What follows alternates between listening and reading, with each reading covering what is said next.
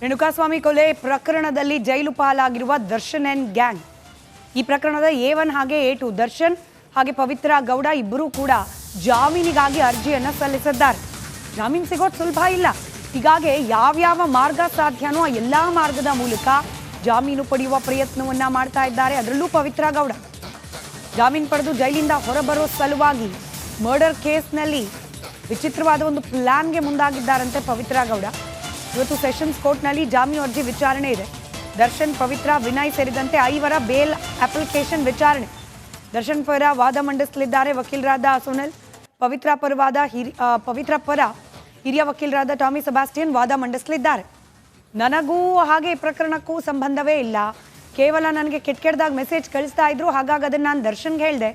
ಅದಾದ ನಂತರದಲ್ಲಿ ಕಪಾಳಕ್ಕೆ ಹೊಡಿ ಅಂದರೂ ನಾನು ಹೊಡೆದೆ, ಅಷ್ಟು ಬಿಟ್ಟರೆ ಕಿಡ್ನ್ಯಾಪ್ ಮಾಡುವಂತಾಗಲಿ ಕೊಲೆ ಮಾಡುವಂತಾಗಲಿ ನಾನು ಹೇಳಿಲ್ಲ.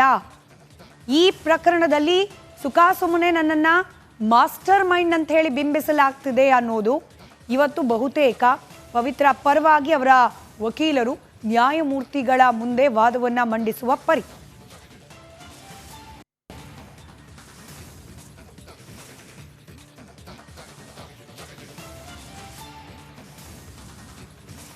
ಪವಿತ್ರ ವಾದ ಏನಾಗಿರಬಹುದು ಅಂದ್ರೆ, ಪವಿತ್ರ ಪರವಾಗಿ ವಾದವನ್ನ ಮಂಡಿಸಲಿರುವ ವಕೀಲರು ಏನ್ ಹೇಳ್ಬೋದು ಕೋರ್ಟ್ನಲ್ಲಿ, ಅದಕ್ಕೆ ಸಂಬಂಧಪಟ್ಟ ಒಂದಷ್ಟು ಡೀಟೇಲ್ಸ್ ಅನ್ನ ಕ್ವಿಕ್ ಆಗಿ ಗಮನಿಸ್ತಾ ಹೋಗೋಣ.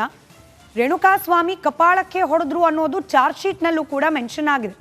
ಪವಿತ್ರ ಗೌಡ ಕಪಾಳಕ್ಕೆ ಹೊಡೆದ್ರು ಅಂತ ಹೇಳಿ, ಕಪಾಳಕ್ಕೆ ಹೊಡೆದ ನಂತರ ಮನೆಗೆ ಡ್ರಾಪ್ ಮಾಡಿದ್ರು ಪವಿತ್ರ ಗೌಡರನ್ನ ಅನ್ನೋ ಅಂಶ ಕೂಡ ಚಾರ್ಜ್ ಶೀಟ್ನಲ್ಲೇನೆ ಉಲ್ಲೇಖ ಆಗಿದೆ. ಇದು ಕಪಾಳಕ್ಕೆ ಹೊಡೆದಿದ್ದು ಬಿಟ್ರೆ ಬೇರೆ ಯಾವುದೇ ರೀತಿಯ ಆರೋಪಗಳು ನನ್ನ ಮೇಲಿಲ್ಲ. ಪವಿತ್ರ ಗೌಡ ವಾದ ಇದು. ಚಾರ್ಜ್ ಶೀಟ್ನಲ್ಲಿ ಷಡ್ಯಂತರ ಮಾಡಲಾಗಿದೆ, ಆದರೆ ಷಡ್ಯಂತರ ಏನು ಅಂತ ಹೇಳಿ ಪೊಲೀಸರು ಸ್ಪಷ್ಟಪಡಿಸ್ತಾ ಇಲ್ಲ. ಅಂದರೆ ಈ ಕೊಲೆ ಪ್ರಕರಣಕ್ಕೆ ಸಂಬಂಧಪಟ್ಟಂತೆ ನಾನೇನೋ ಷಡ್ಯಂತರ ರಚಿಸಿದೆ ಅನ್ನೋ ರೀತಿಯಲ್ಲಿ ಚಾರ್ಜ್ ಶೀಟ್ನಲ್ಲಿ ಉಲ್ಲೇಖ ಮಾಡಿದ್ದಾರೆ. ಆದರೆ ಯಾವ ರೀತಿ ಷಡ್ಯಂತರ ಅನ್ನೋದ್ರ ಬಗ್ಗೆ ಸ್ಪೆಸಿಫಿಕೇಶನ್ಸ್ ಇಲ್ಲ.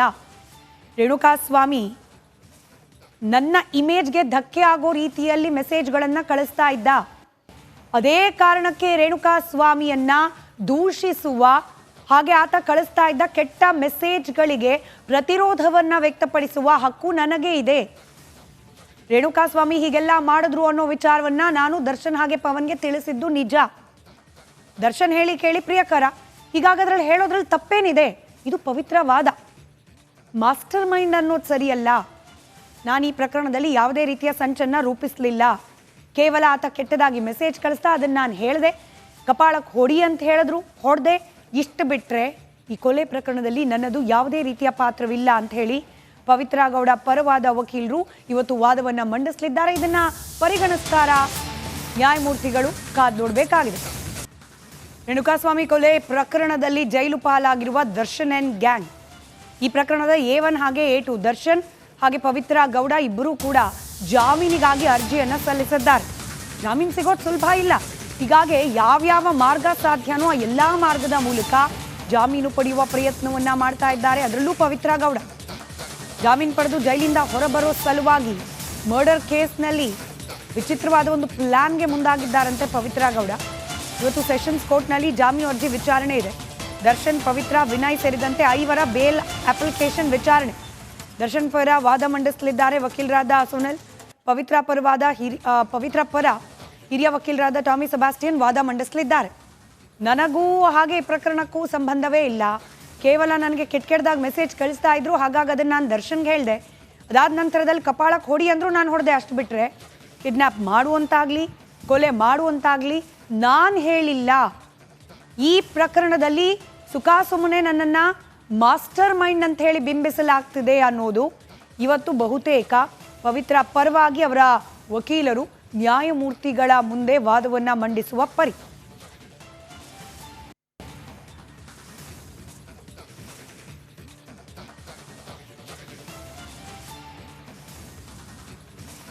ಪವಿತ್ರ ವಾದ ಏನಾಗಿರಬಹುದು ಅಂದ್ರೆ, ಪವಿತ್ರ ಪರವಾಗಿ ವಾದವನ್ನ ಮಂಡಿಸಲಿರುವ ವಕೀಲರು ಏನ್ ಹೇಳ್ಬೋದು ಕೋರ್ಟ್ನಲ್ಲಿ, ಅದಕ್ಕೆ ಸಂಬಂಧಪಟ್ಟ ಒಂದಷ್ಟು ಡೀಟೇಲ್ಸ್ ಅನ್ನ ಕ್ವಿಕ್ ಆಗಿ ಗಮನಿಸ್ತಾ ಹೋಗೋಣ.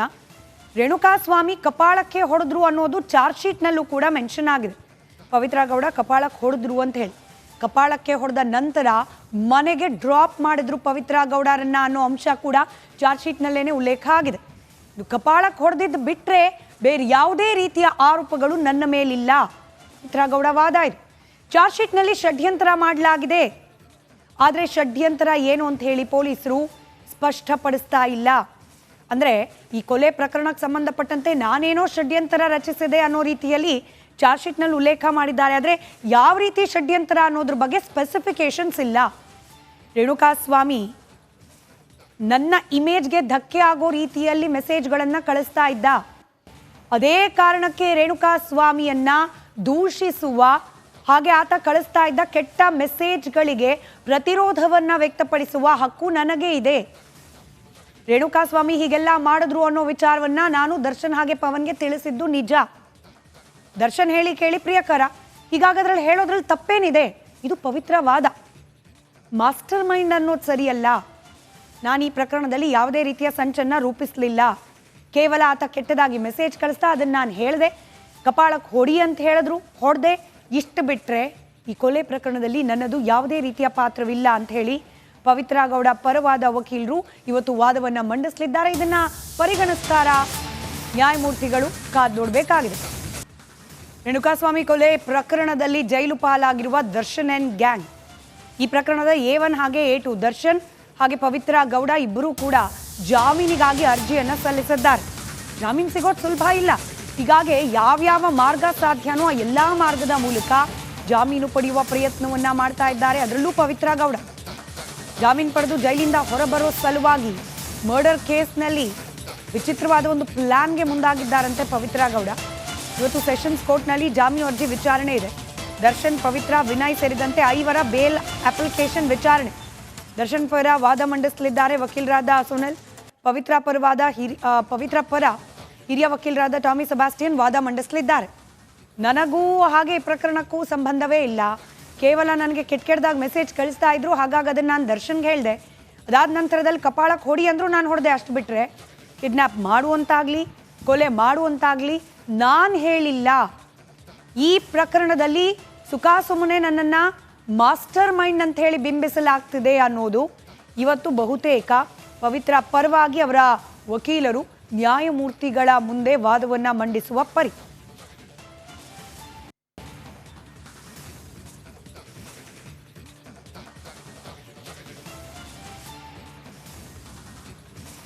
ಪವಿತ್ರ ವಾದ ಏನಾಗಿರಬಹುದು ಅಂದ್ರೆ ಪವಿತ್ರ ಪರವಾಗಿ ವಾದವನ್ನ ಮಂಡಿಸಲಿರುವ ವಕೀಲರು ಏನು ಹೇಳ್ಬೋದು ಕೋರ್ಟ್ನಲ್ಲಿ? ಅದಕ್ಕೆ ಸಂಬಂಧಪಟ್ಟ ಒಂದಷ್ಟು ಡೀಟೇಲ್ಸ್ ಅನ್ನ ಕ್ವಿಕ್ ಆಗಿ ಗಮನಿಸ್ತಾ ಹೋಗೋಣ. ರೇಣುಕಾಸ್ವಾಮಿ ಕಪಾಳಕ್ಕೆ ಹೊಡೆದ್ರು ಅನ್ನೋದು ಚಾರ್ಜ್ ಶೀಟ್ನಲ್ಲೂ ಕೂಡ ಮೆನ್ಷನ್ ಆಗಿದೆ. ಪವಿತ್ರ ಗೌಡ ಕಪಾಳಕ್ಕೆ ಹೊಡೆದ್ರು ಅಂತ ಹೇಳಿ, ಕಪಾಳಕ್ಕೆ ಹೊಡೆದ ನಂತರ ಮನೆಗೆ ಡ್ರಾಪ್ ಮಾಡಿದ್ರು ಪವಿತ್ರ ಗೌಡರನ್ನ ಅನ್ನೋ ಅಂಶ ಕೂಡ ಚಾರ್ಜ್ ಶೀಟ್ನಲ್ಲೇನೆ ಉಲ್ಲೇಖ ಆಗಿದೆ. ಇದು ಕಪಾಳಕ್ಕೆ ಹೊಡೆದಿದ್ದು ಬಿಟ್ಟರೆ ಬೇರೆ ಯಾವುದೇ ರೀತಿಯ ಆರೋಪಗಳು ನನ್ನ ಮೇಲಿಲ್ಲ. ಪವಿತ್ರ ಗೌಡ ವಾದ ಇದು. ಚಾರ್ಜ್ ಶೀಟ್ನಲ್ಲಿ ಷಡ್ಯಂತ್ರ ಮಾಡಲಾಗಿದೆ, ಆದರೆ ಷಡ್ಯಂತ್ರ ಏನು ಅಂತ ಹೇಳಿ ಪೊಲೀಸರು ಸ್ಪಷ್ಟಪಡಿಸ್ತಾ ಇಲ್ಲ. ಅಂದರೆ ಈ ಕೊಲೆ ಪ್ರಕರಣಕ್ಕೆ ಸಂಬಂಧಪಟ್ಟಂತೆ ನಾನೇನೋ ಷಡ್ಯಂತ್ರ ರಚಿಸಿದೆ ಅನ್ನೋ ರೀತಿಯಲ್ಲಿ ಚಾರ್ಜ್ ಶೀಟ್ನಲ್ಲಿ ಉಲ್ಲೇಖ ಮಾಡಿದ್ದಾರೆ. ಆದರೆ ಯಾವ ರೀತಿ ಷಡ್ಯಂತ್ರ ಅನ್ನೋದ್ರ ಬಗ್ಗೆ ಸ್ಪೆಸಿಫಿಕೇಶನ್ಸ್ ಇಲ್ಲ. ರೇಣುಕಾಸ್ವಾಮಿ ನನ್ನ ಇಮೇಜ್ಗೆ ಧಕ್ಕೆ ಆಗೋ ರೀತಿಯಲ್ಲಿ ಮೆಸೇಜ್ಗಳನ್ನು ಕಳಿಸ್ತಾ ಇದ್ದ. ಅದೇ ಕಾರಣಕ್ಕೆ ರೇಣುಕಾಸ್ವಾಮಿಯನ್ನ ದೂಷಿಸುವ ಹಾಗೆ ಆತ ಕಳಿಸ್ತಾ ಇದ್ದ ಕೆಟ್ಟ ಮೆಸೇಜ್ಗಳಿಗೆ ಪ್ರತಿರೋಧವನ್ನ ವ್ಯಕ್ತಪಡಿಸುವ ಹಕ್ಕು ನನಗೆ ಇದೆ. ರೇಣುಕಾಸ್ವಾಮಿ ಹೀಗೆಲ್ಲ ಮಾಡಿದ್ರು ಅನ್ನೋ ವಿಚಾರವನ್ನ ನಾನು ದರ್ಶನ್ ಹಾಗೆ ಪವನ್ಗೆ ತಿಳಿಸಿದ್ದು ನಿಜ. ದರ್ಶನ್ ಹೇಳಿ ಕೇಳಿ ಪ್ರಿಯಕರ, ಹೀಗಾಗದ್ರಲ್ಲಿ ಹೇಳೋದ್ರಲ್ಲಿ ತಪ್ಪೇನಿದೆ?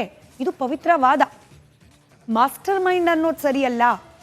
ನಾನು ಈ ಪ್ರಕರಣದಲ್ಲಿ ಯಾವುದೇ ರೀತಿಯ ಸಂಚನ್ನ ರೂಪಿಸಲಿಲ್ಲ. ಕೇವಲ ಆತ ಕೆಟ್ಟದಾಗಿ ಮೆಸೇಜ್ ಕಳಿಸ್ತಾ ಅದನ್ನು ನಾನು ಹೇಳಿದೆ, ಕಪಾಳಕ್ಕೆ ಹೊಡಿ ಅಂತ ಹೇಳಿದ್ರು, ಹೊಡೆದೆ. ಇಷ್ಟು ಬಿಟ್ಟರೆ ಈ ಕೊಲೆ ಪ್ರಕರಣದಲ್ಲಿ ನನ್ನದು ಯಾವುದೇ ರೀತಿಯ ಪಾತ್ರವಿಲ್ಲ ಅಂತ ಹೇಳಿ ಪವಿತ್ರ ಗೌಡ ಪರವಾದ ವಕೀಲರು ಇವತ್ತು ವಾದವನ್ನು ಮಂಡಿಸಲಿದ್ದಾರೆ. ಇದನ್ನ ಪರಿಗಣಿಸ್ತಾರಾ ನ್ಯಾಯಮೂರ್ತಿಗಳು? ಕಾದು ನೋಡಬೇಕಾಗಿದೆ.